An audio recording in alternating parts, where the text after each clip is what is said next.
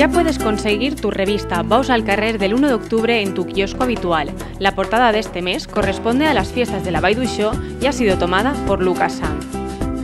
Además del editorial de nuestro director titulado Un premio Nobel en los festejos populares y de los apartados habituales como noticias de actualidad, el pilonet, hemos preparado artículos de diferentes pueblos de la Comunidad Valenciana que recientemente han celebrado sus festejos taurinos.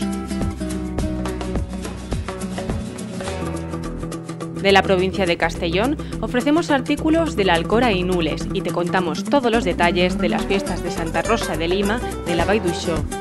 No nos olvidamos tampoco de Betxí, Onda o Canet lo Roig, de las fiestas mayores de Cervera Naistre, la de la Ara Magdalena de Pulpis o de la misma ciudad de Castellón. Usol celebró el Día del Toro y la Peña Joves Pero Valents y la Peña El Perol de Albalat dels Sorells, Albalat dels Tarongers, Pedralba, Puerto de Sagunto y Benaguasil. Tampoco se quedó corta Alicante, donde Agost y Castalla han tenido sus particulares actos taurinos.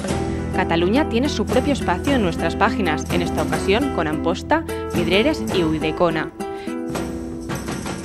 Sobre las festividades de Ribaforada, Noain, Calahorra y Bordón, de Perales de Tajuña, Puente Guinaldo y Villarrubias, de Collado Mediano, Riópar y Tielmes. Pues en nuestra revista podrás enterarte de todos los entresijos de las localidades francesas de Beaubois, Subinars y Sumiers, la Humanlada en la mexicana localidad de Humanla.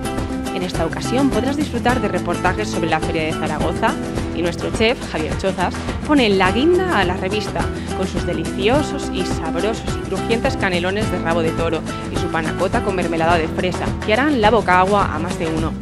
Y para que no te pierdas ningún acto taurino, hemos preparado el calendario de todos los pueblos de España, Francia y Portugal de la primera quincena de octubre.